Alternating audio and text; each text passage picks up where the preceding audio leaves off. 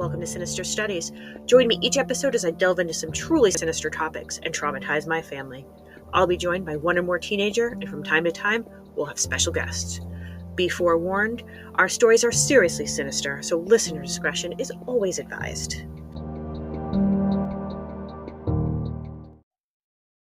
You're doing it off your notes. Yep, can't do this again. Do what? I can't sit down and I did my notes in linear fashion, so they are comprehensive. So that you don't have to sit down and then write the whole script about all that shit. My brain will explode if I had to spend one more minute on this vile case. Unfortunately, It is probably going to be at least a two-parter. Uh-huh. It's a lot. Yeah. So, welcome back, everyone. Yep. Like I said, this is at least part one. We are recording this on yet another fucking cold and rainy day. Yep. Real unfortunate. We're not allowed to have sun, and we're not allowed to have warmth. Mother Nature just hates us. We don't need the April showers. We already got the March showers and the February showers. And the January showers. So today's case is Lori Vallow. Boo! I am going to warn everybody that I have some extremely strong opinions about this case. As I think everybody should. And like I said, it's long. It's a lot. I mean, it has to be a lot for somebody to do that. So I'm just going to start kind of in the middle. Not even in the middle. So in January of 2020, Chad and Lori Daybell were on their honeymoon in Hawaii.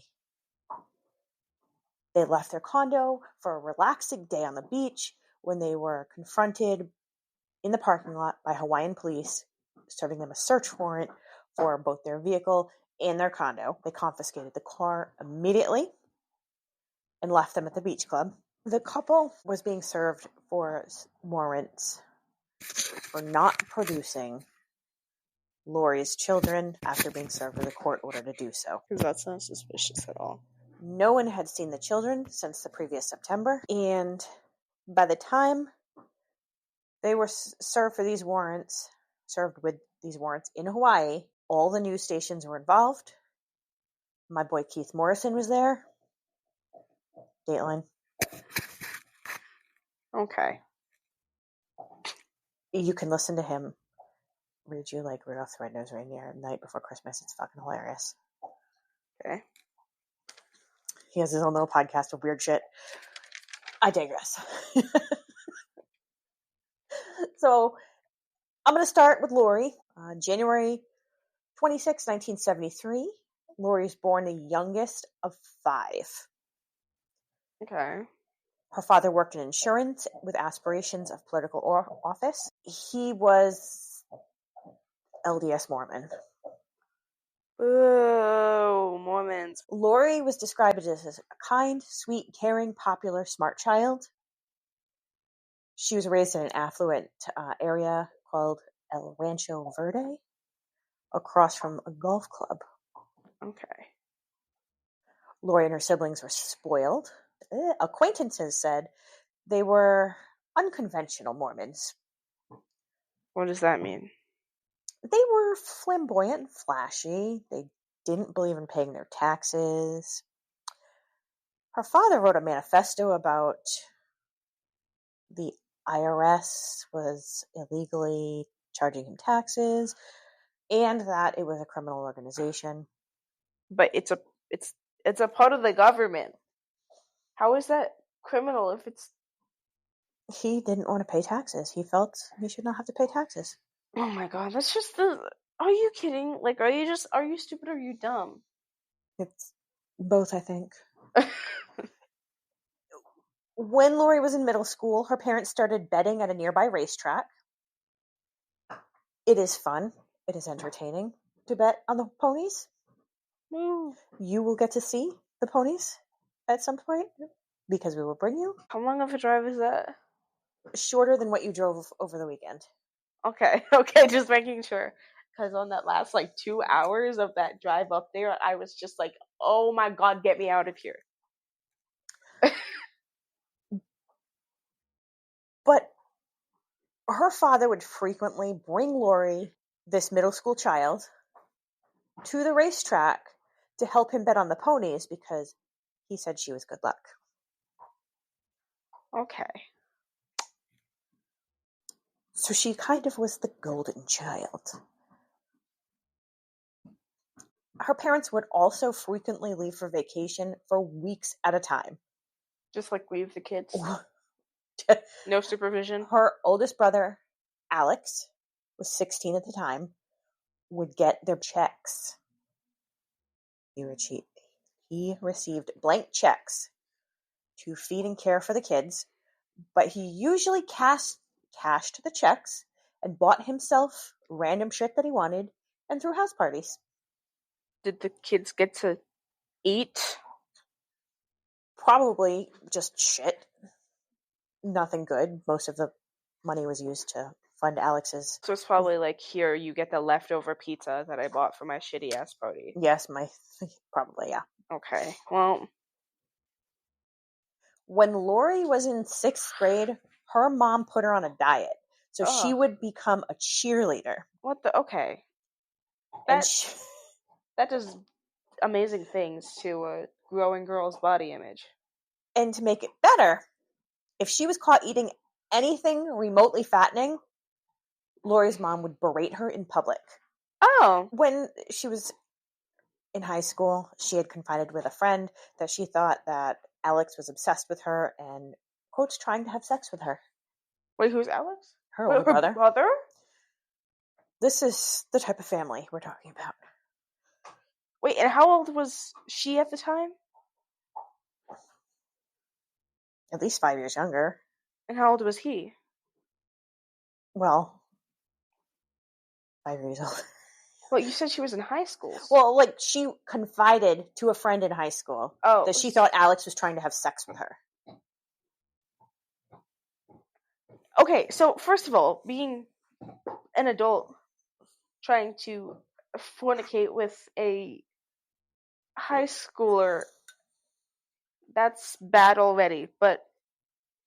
It's his sister. Okay, whatever. Not whatever, but... She had begun high school in 1988, and she had thinned out to the point that not only did she make cheer squad, she was a flyer. Oh, yeah. So she weighed next to nothing. All of her friends at this stage in her life also described her as sweet, friendly, and religious. Senior year, she did start dating. She began slowly cultivating her social circle. I'm sorry, she was licking my toes. She's a weird little dog. So she was trying to create the life and the persona that she wanted. I don't know, it just seems ridiculous to me. But so she was cultivating her social circle. She started dyeing her hair blonde, getting her nails done regularly, wearing skimpy and flashy clothes as a Mormon. That's... seems counterproductive. As a Mormon? And she wanted to be the center of attention at all times. And because she was so skinny and so blonde and so beautiful, she usually was. In 1989, her oldest sister gave birth to daughter Melanie, who was quite close with Lori. It's reported that Lori acted as a second mother to her. Unfortunately, this meant that Lori would eventually suck her into her extremist, delusional views. She graduated from high school in 1991. And after graduation, she moved in with her high school sweetheart, Nelson, and told her parents that they wanted to get married. They eloped to Vegas in 1992 and were divorced in a little over a year. Well, That's what happens when you marry She told her friends that Nelson was abusive. She moved to Austin, Texas, where her older brother Adam was. She enrolled in beauty school and eventually got a job at a salon. Side note, with her brother Alex, he was one of those shock jock DJs. He accidentally killed somebody. Oh. On his show. Well, after his show, they had a contest where somebody would win this prize if they could go the longest without peeing. They would have to drink water and hold it. That's kind of insane. Okay. They got a call at the radio station after about an hour or so of this contest going on. This woman identified herself as a nurse and said, hey, this is not healthy. You can actually get water toxicity. No shit. Also, holding your pee a lot can, cause your kidneys to fail. It can cause UTIs, kidney stones, renal failure. Yeah. Your organs can kind of be like, not a fan of this, and just fail. You can go in retention, specifically from holding it. Slowly die. And that's cute. There's this girl, she's got like pink hair and shit. She makes videos and she's dying because she held her pee too much, and then her kidneys were like failing because she was holding her pee too much. And then she like tried to get like a kidney transplant, and then it rejected or something. And she's just kind of been dying, and she makes videos like, hey, don't be like me, go pee. Yeah. I would agree with that. In fact, when patients ask me why I wasn't at my desk for that whole 35 seconds, I'm like, dude, if they didn't let me go pee, what kind of urologist office would this be? Yeah. Like, my dude. I don't remember what her name is, but this contest continued. They finished the contest. This woman goes home, and she ends up dying. Oh. I think her family sued the radio station, which is completely understandable because there was a nurse that was live on the radio telling them to knock that shit off, but they did it anyway. Yeah, if a nurse tells you, hey, this thing is bad, people could die, and then you don't stop. Yeah. So, Lori got her job in her salon, and the people she worked with said she was constantly looking at herself in the mirror. Oh, look at her scrunchy little face. Oh my god! She's you listening, Pippa? Cute. Bedtime. She looks like she's about to pass the fuck out. This is bedtime stories to this bitch. Lori started dating a fellow named Austin, who was a year older than her, and it was a very volatile relationship. She was trying, but failing, to convert Austin to Mormonism. The relationship became violent, and the police were called a number of times. Austin was arrested, but charges were dropped because Lori didn't show up to the court date. Her sister Stacy is now a type 1 diabetic and was in a custody battle for her daughter Melanie. Her ex-husband had filed a report with the court trying to get sole custody of Melanie, saying that Stacy had refused to take her medications, that her family was a, quote, psychological hornet's nest. That's crazy. A psychological hornet's nest? Somebody told me today that I look like I eat the buttons off of the TV remote. What does that even mean? Like I take it, like I don't even know. She says you look like you eat buttons off of the remote. I don't. What's wrong? What's wrong with children these days? I don't know. So this man has called out Lori's whole family in court. He claimed that their mother was so obsessed with weight and appearance. Clearly. She insisted her girls be feminine, and Stacy, as a result, had an eating disorder. Predictably. She was pretty much not eating at all because she was afraid of hidden sugars. She was a germophobic, which I can understand because if you're not eating, your immune system is now compromised.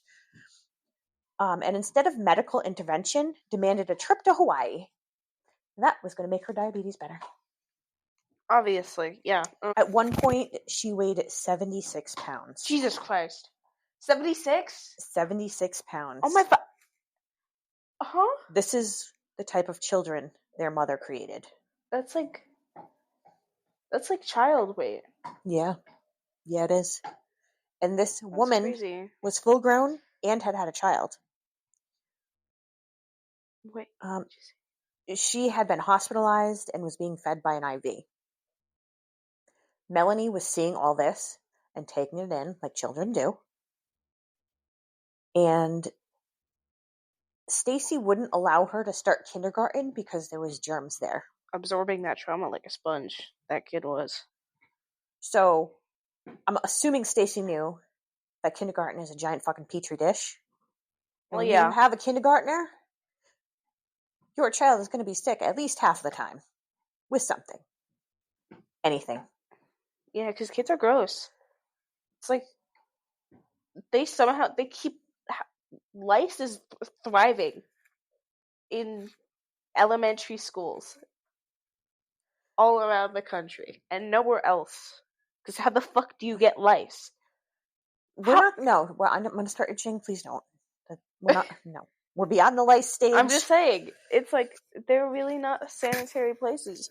There's just a fucking petri dish for all sort of fucking diseases and ailments and shit. So Stacy's ex eventually did get custody of Melanie as a result of all this nonsense. In October of 95, Lori married William simply because she was pregnant. Her family was not in attendance. From the start, there was drama, and she had called the police frequently. By February, Lori signed an affidavit stating that he was mentally, physically abusive with her for years and threatened to kill her and their unborn child. Oh. He also allegedly stopped her from calling the police a number of times, but the case was dismissed. The case was dismissed? The case was dismissed. Are you kidding me? There's a little bit of a pattern that's forming. This is marriage number 2. She is 4 years out of high school at this point. In April of 96, Lori had her son Colby, and the couple had been separated, but when William agreed to sort out the differences and convert to Mormonism for Lori once Colby was born, he wanted to be part of his son's life. Well, yeah. Within months, she would again call the police, saying that she'd driven to his Mormon baptism only to find out that he'd been living with another woman. Don't know how that comes up at a baptism. Yeah, like, they're about to dunk you over. He's just like, by the way, don't dunk me. So she told them that he'd been taking advantage of her charitable nature. He supposedly imprisoned Lori and Colby for months, and she was able to sneak out of the house when he was passed out drunk after having a one-night stand with another woman. Damn. She moved back in with her parents, where he called her incessantly, continually asking for another chance. She did return after a few weeks. When she tried to leave again, she claims that she was told that she could go, but the baby had to stay. When she was out with at her parents' house for Thanksgiving Day, he agreed to drive her car to their house, but failed to do so. When police were called again, and they escorted her to her home, where her belongings were in the street and her car had been repoed. She said William was void of any light or intelligence. He didn't know the difference between right and wrong. Lied, cheated, and conspired to do evil. Conspired to do evil is crazy. Conspired to do evil. That's wild. She planned to divorce him and sue him civilly for damages. As she was a single mother, Lori and Colby moved frequently. They struggled a lot in the early years. And they eventually settled in Westlake, Texas. where she made friends. She apparently didn't drink, and she ran at least twice a day to stay thin. Colby would later say that he had to grow up fast, that he learned to turn on a dime, and was protective of Lori, and that she seemed to be trying to get away. So hold on. Let me get my mic. Yeah, you can talk. But in May of 1998, Lori's sister Stacy lapsed into a coma at 31 years old. She sadly passed from complications of probably her diabetes and her eating disorder. Lori was the one to notify her niece Melanie, and when they knew she was going to die, she brought her niece to see her before she did. In May of 1999, Lori's father, Barry, was sentenced to a year and a day for evading the IRS. A year and a day? A year and a day. Plus had to pay over $250,000 due to not paying income taxes for 3 years. Well, no shit. It's because not only do you have to pay your taxes, but then the interest rate on those taxes is really high if you don't pay those taxes. It's a big, vicious circle. Anyway, when he was released, he tried to sue all sorts of U.S. government agencies for personal injury damages. Because they made him pay his taxes? The case was dismissed, and he still didn't pay his taxes, preferring instead to continue with his lawsuits. This man is actually ridiculous. So in 2001, they moved to Driftwood, Texas. Lori was dating a business analyst named Joe. Okay. Joe fell fast and hard for Lori, just like everybody else did, and he proposed in 2002. She accepted with the condition that he convert to Mormonism. Well, yeah. He agreed, and they eloped. Again, her family wasn't there. This was Lori's third marriage. I mean, at a certain point, if you have a family member, there's like multiple marriages in, at what point do you just stop going? They never went to one. Not a one. Yeah, but also I feel like if they had, like, I feel like at a certain point, stopping going to a person's weddings is. Oh no, there was absolutely got to be some sort of number limit. Like, I don't know. This is never gonna happen. You know what? Yeah, this is. So, I was gonna say me. Anyway, let's say Bean. Let's say Bean gets. Okay, regardless of how many times Bean gets married, I feel like I should be morally obligated to be there as his mother. Let's say Bean gets married 6 times. It's his 6th marriage. I probably wouldn't go 5 and 6. I think 4 is my cap. But Lori became pregnant again very quickly. They moved into a massive house. Her daughter Tylee was born on September 24th, 2002. Her big brother Colby loved her immediately. And Lori was psyched. Let's hope it's not how her brother loved her. It wasn't like that. Good. Lori is just excited to have a daughter and a mini-me. Oh, disgusting. Her relationship with Joe was unsurprisingly tumultuous. He reportedly frequently spanked Colby. Lori quit her job at the salon, and Joe built her very own salon in their house so she could work out of the home.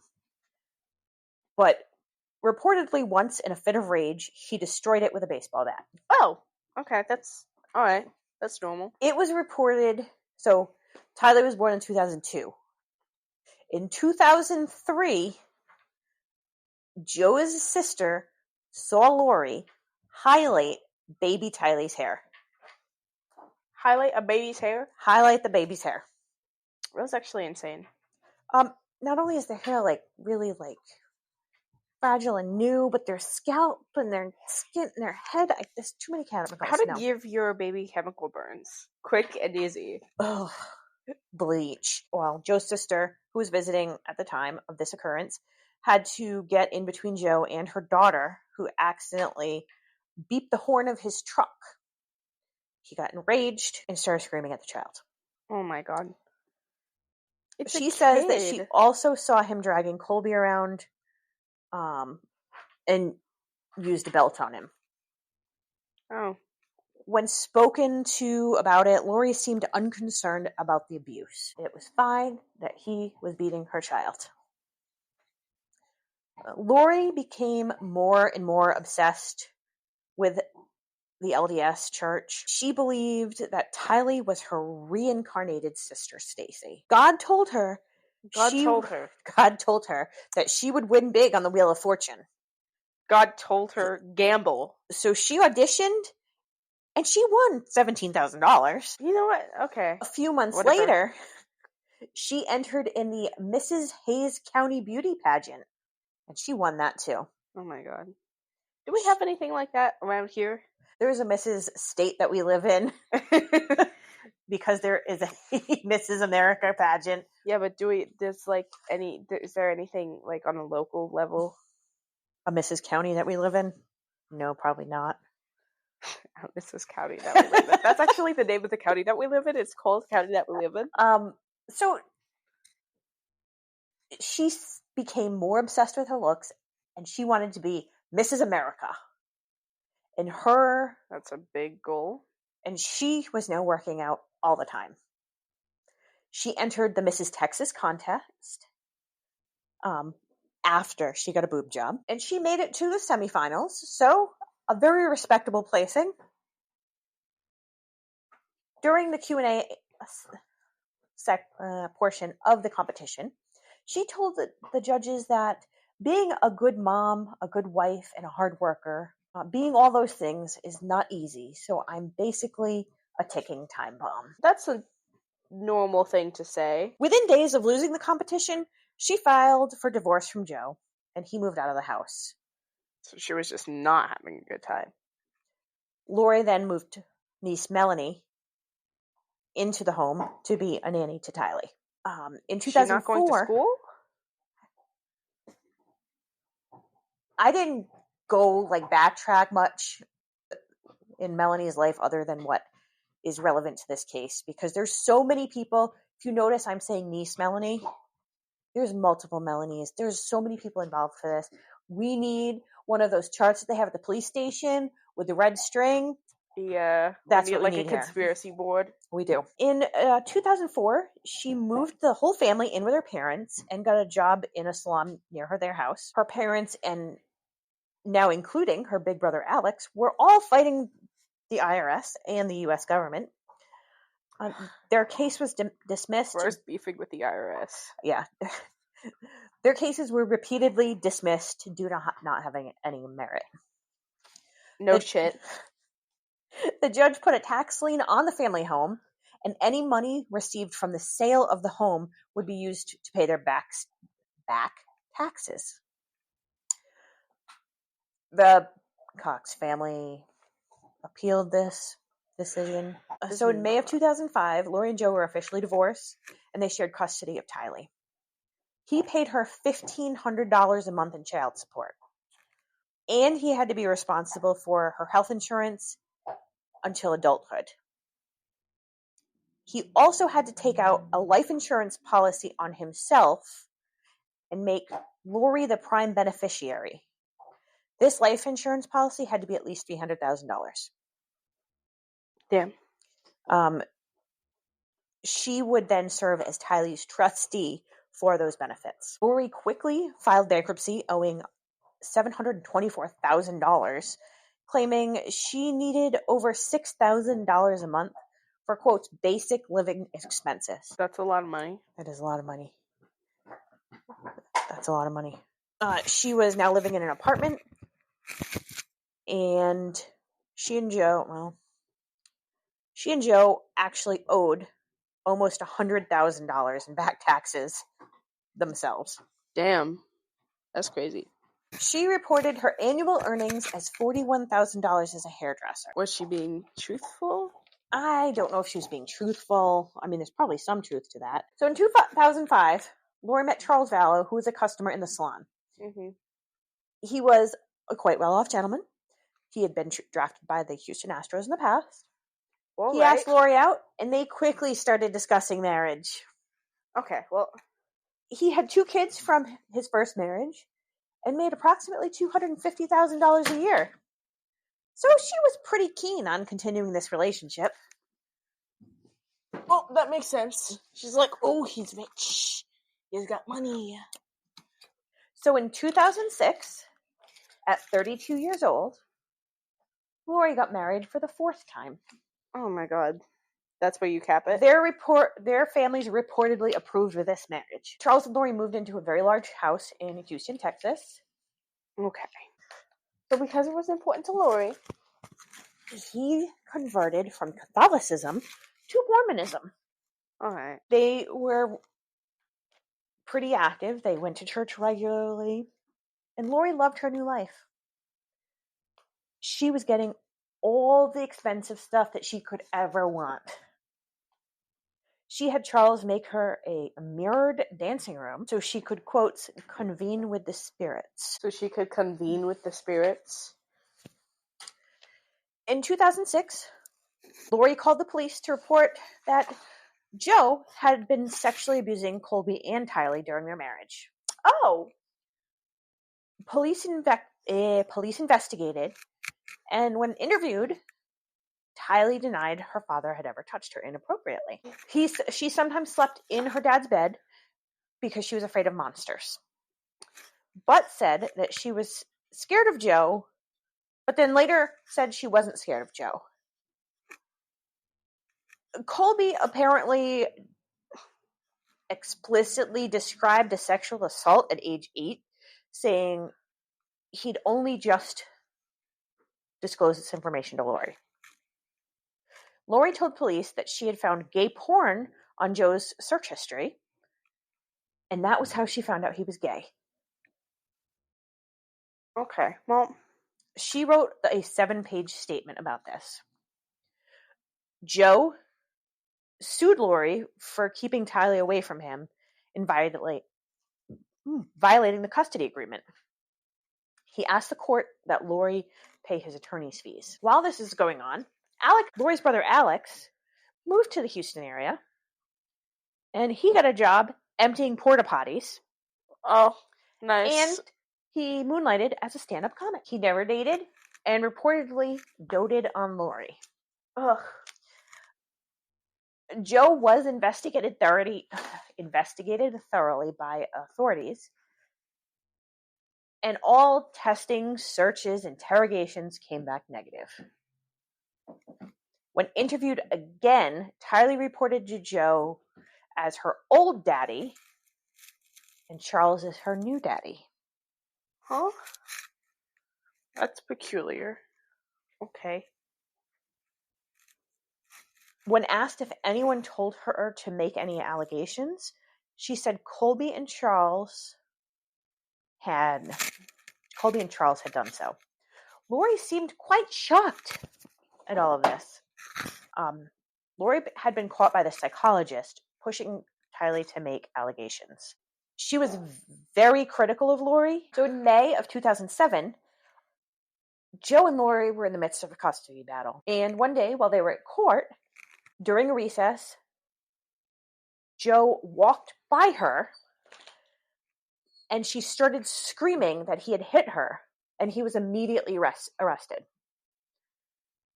A witnessing attorney that was there at the time testified that Lori was making it up. Joe had never touched her. Because Charles and his ex-wife were also in a custody battle with the same judge, damn, their cases were combined into one. His ex-wife didn't want the kids anywhere around Lori. The court found that Joe was of no danger to Tylee and he should be reintroduced to her. They were worried about Lori's reaction to the decision because she said death was an option if the alternative was visitation. I know, Piper, I know. Lori lost her shit and told Alex that he needed to help her.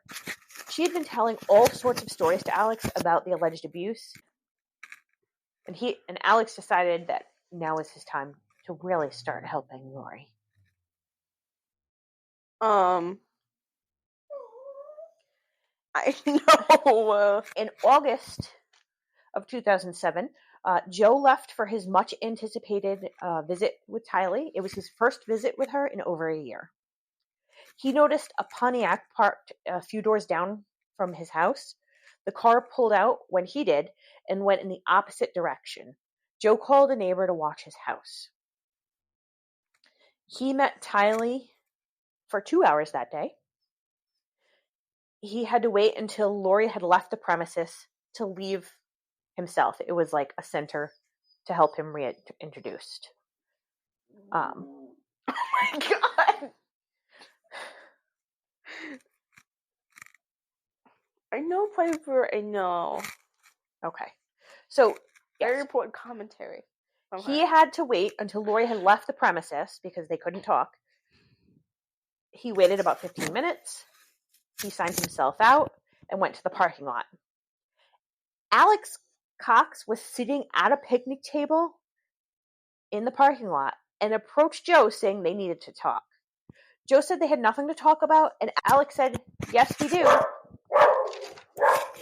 This is what you did for what you did to my nephew." Alex attacked Joe with a taser. Damn. That's crazy. He was tagged twice and fell flat on his face.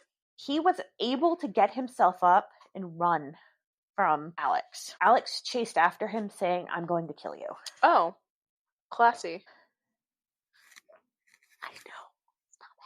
When Alex saw somebody calling 911, he bolted. Thank you. So there were a number of witnesses. Alex took off. Tylee and Lori watched from their car. As all of this Yes. Damn. Okay. Joe was evaluated by emergency crews and let go. He ended up going to the ER the next day with chest pains. He also had a fractured wrist. Joe suffered from heart problems from that day forward. And at next month's visitation, Lori just didn't show up. On the third month, Lori did show up. He had a supervisor with him because, again, this is a center, I guess, with social workers. Yeah. So he had a social worker supervisor with him. When he realized that he was being followed, he called 911 and waited for the police to arrive. They got the plate numbers of the truck following him. When leaving his home following the visit, police showed up to escort him back to the center. The same trucks were still parked outside his house. The caseworker was worried about how all of this drama was affecting Tylee, which is understandable because it's affecting Piper a lot right now. Yeah. It's making her... It's the Amazon man. We don't bark at the Amazon man. We do not bark at the Amazon man. He's a nice man. He brings us things. He brings you things sometimes, girl. You can do it. No. Okay. In December of 2007, Alex was indicted for aggravated assault with a deadly weapon. Oh my god. Yeah. Causing bodily harm to Joe. Zoe doesn't like aggravated assault. She does not like assault. In 2008, he was arrested. He said he didn't care that he was going to jail. He was proud of what he had done. Okay. On May 31st, he pled guilty and received a 90-day sentence and was recruiting inmates to attack Joe. He sent a postcard with Joe's address and license plate number and later a picture of Joe to inmates who had been released. Oh. Damn, boys got it out for him. Alex was released in July of that year. Alex was now a truck driver. And he was meeting randos all over the USA. Alex frequently made trips to South American romance resorts to meet poor third world country living ladies. Tylee was now in therapy. Yeah, who wouldn't be after And the all therapist noticed that she may have been being coached with the accusations about her father and strongly suspected that Lori was behind it. She started visiting Joe on the weekends, supervised visits. This supervisor saw Tylee taking pictures of Joe's house.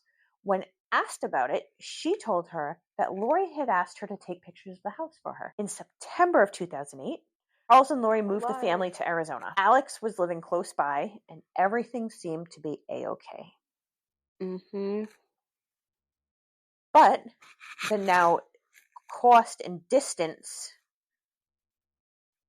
now the distance and the cost to visit Tylee became a problem for Joe. While in Arizona, Tylee was enrolled in a charter school for the arts.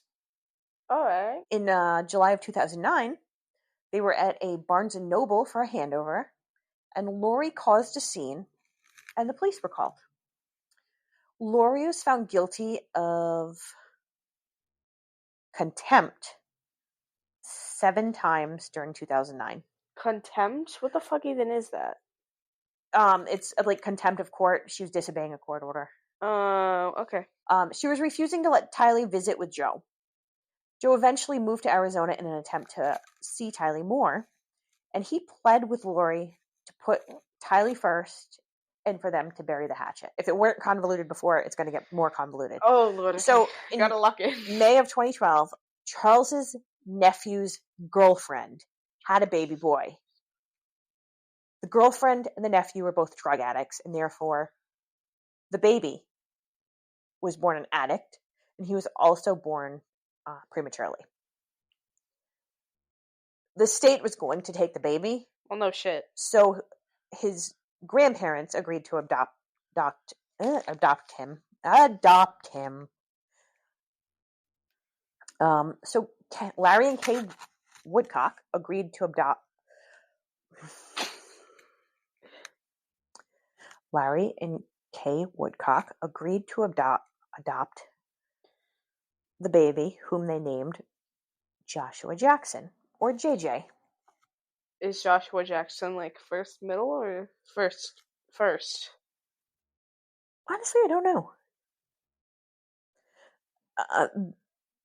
Larry and Kay ran a transportation company, and when you weighed their work schedules plus their age, it became apparent that they may be a little too old to keep up with a baby.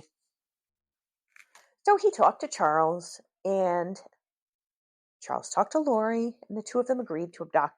Oh my God, why can't I say that today? Adopt baby JJ. Oh God, okay. With the stipulation that the Woodcocks could see him anytime they wanted to. All right, makes sense. The Vallows took JJ on February 13th and began the adoption process. And Colby and Tylee loved him immediately. He was pretty quickly diagnosed as severely autistic, and the older kids always helped care for him. A few months after the adoption, the Woodcocks came to visit, and they observed the family and thought they had made the right decision. Lori was the perfect mother. Tylee had begun her rebellious phase and started calling Lori out, and she tried to advocate for herself more. This obviously displeased Lori. In 2014, the Vallows decided to move to Hawaii once Colby had graduated from high school, and the adoption... What is wrong with me? The adoption process was complete. Joe found out about the move and was livid. It would completely bar him from seeing his child. He was also worried about the effect it would have on Tylee, uprooting her yet again and separating her from her friends. Yeah, after all that she's experienced. In June of 2014, Lori suggested meeting with Joe to discuss visitation going forward. The options were Tylee would either live in Hawaii and visit Arizona, or live in Arizona and visit Hawaii. Those were the only options. Joe said that he would have to move forward in the legal process and file a motion to bar Tylee from leaving Arizona. In August of 2014, the Vallows and Lori's parents moved to Hawaii. They preemptively did this before Joe could file a motion to stop the move.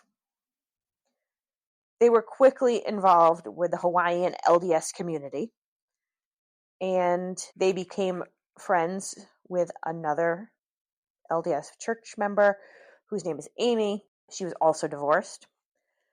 She says that Lori was an exceptional mother and they were a perfect family. Everybody seemed to be super happy. Lori even taught Sunday school. Wow. And she was also described as, quotes, a conservative Mormon. But, I mean, the lady had a boob job, so I don't know how much of a conservative Mormon she would be. She also became obsessed with near-death experiences.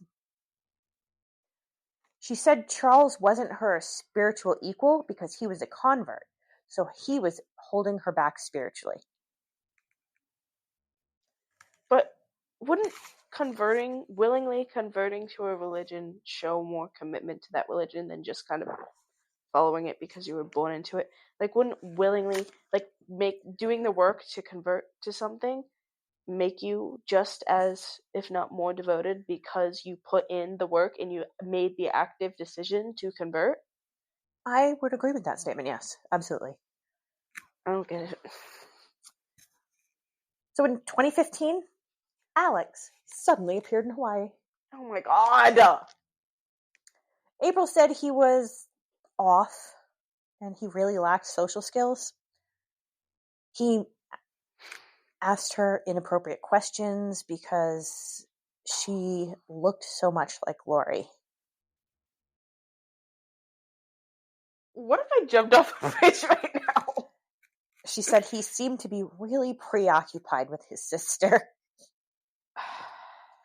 Lori frequently spoke about her faith with Amy, and at one point became fixated on author and podcaster Chad Daybell. In summer of 2015, Colby went on his mission. You get to a certain age, the Mormons send you out on a mission. Mm-hmm.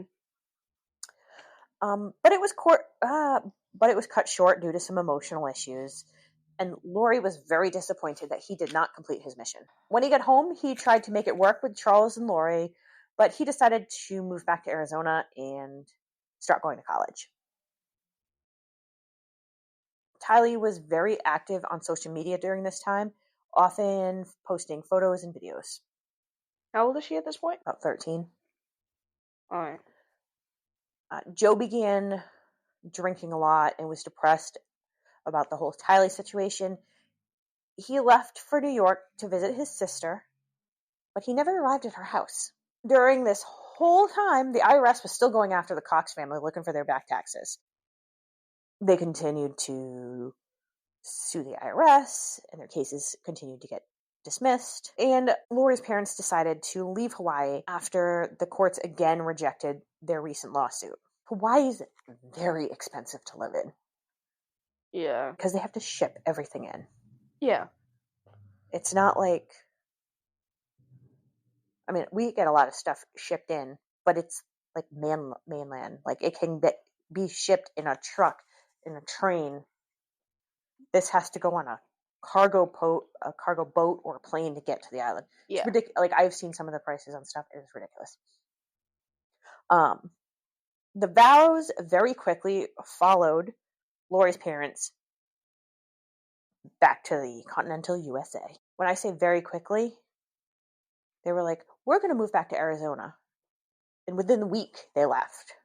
Damn. And when they returned, Lori started separating herself from Charles due to their spiritual incompatibility.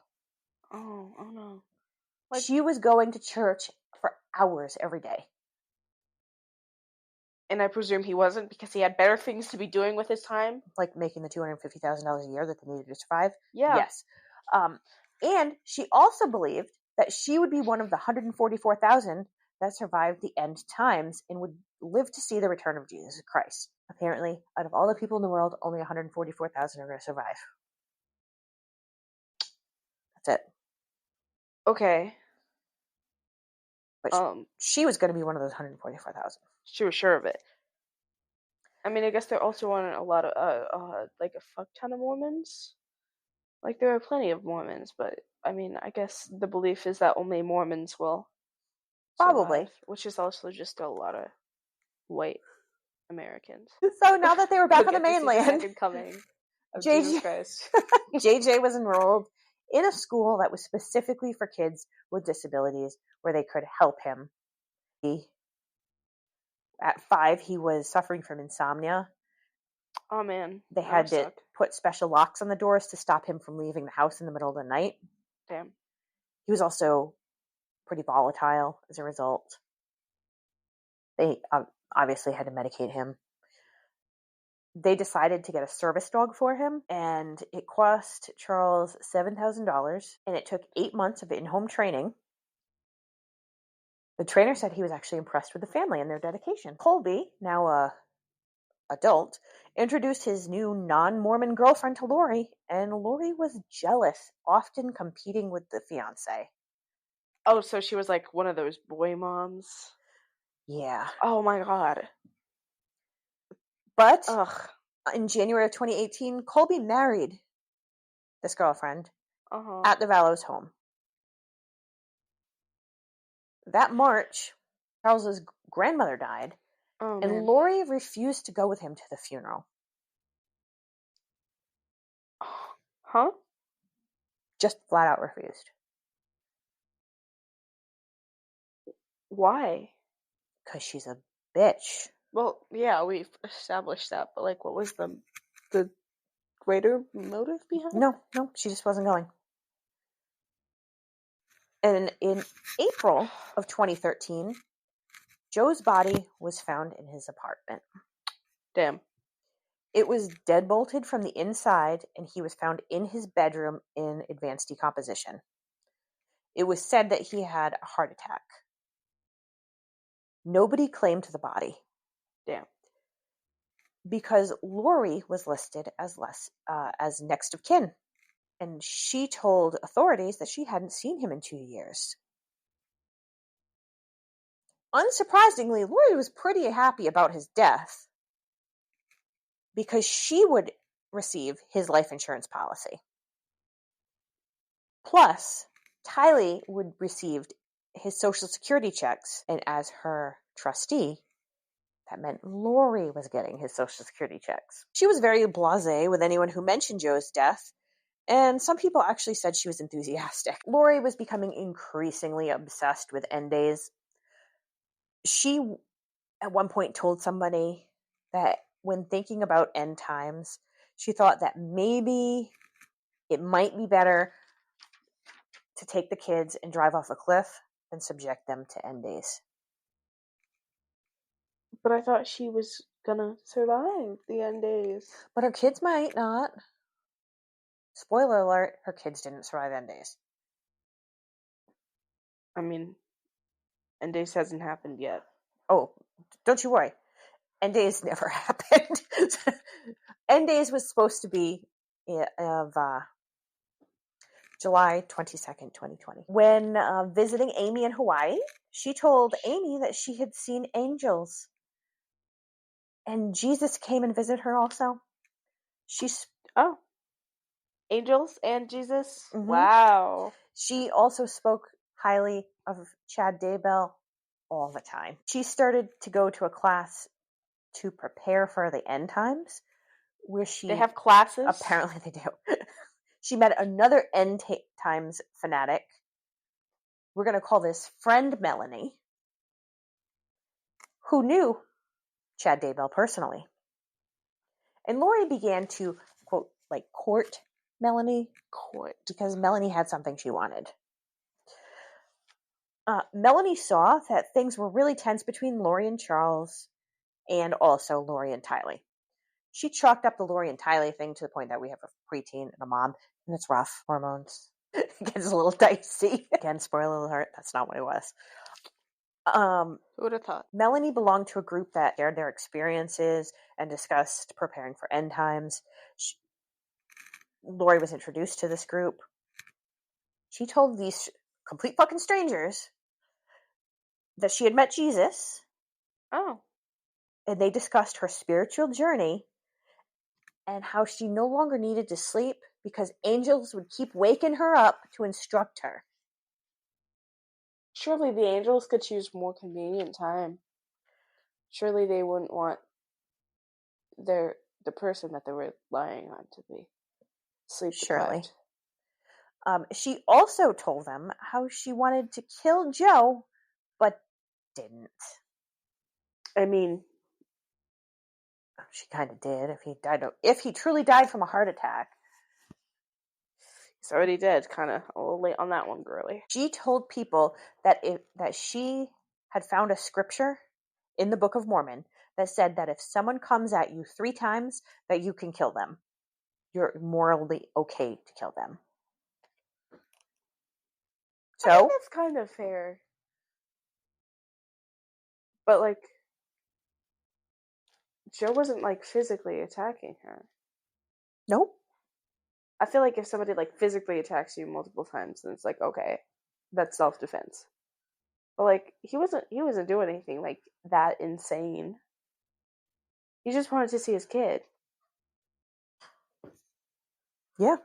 She said that the Lord sent her personally on a mission, and she was visited with spirits, and that before she was mortal, she was a warrior for the gods. Or a warrior for God, not gods, God forbid. Oh. Melanie and Lori would drive to Utah for a huge prepper meeting where Chad Daybell would be the keynote speaker. Chad had similar fantastical ideas and stories, very much like Lori's. He attended Brigham Young University. He went on the mission to the ghettos of New Jersey to preach to the Hispanic Catholic population. Why are you trying to preach Mormonism to Latin Catholics? That's a battle you're never going to win. He was loved and admired by his fellow missionaries. He claimed he also could see spirits, both good and evil. Both good and evil. Gotta stay humble. Sometimes they're evil too. He told people that his dead grandfather, who he'd never met, was his spirit guide. And when he returned to BYU, he met Tammy, a fellow Mormon and BYU student.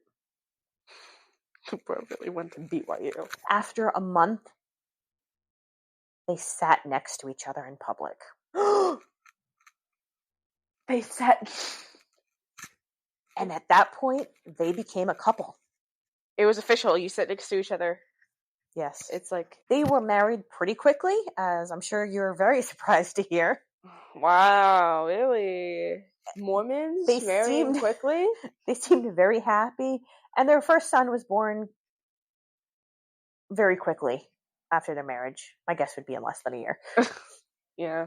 Well, Chad continued to claim that he had multiple near-death experiences, and he was frequently employed as a gravedigger.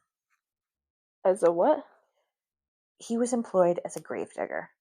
He worked as a gravedigger. She worked as a clerk there. It was lovely, delightful situation. In 1997, he decided that he was going to become an author because his dead grandfather came to him and told him that he should do this. His first novel was picked up by an LDS publisher. Chad's novels were praised by local reviewers, which, unsurprisingly, were LDS. Wow. Really? He wrote a couple of fiction books before he switched to End Days. And Tammy also wrote a book, an LDS-themed book for children. Tammy and Chad would have 5 children. E is for End Days. We're all gonna die. And I guess that is a good note to end today's episode on. We're all gonna die.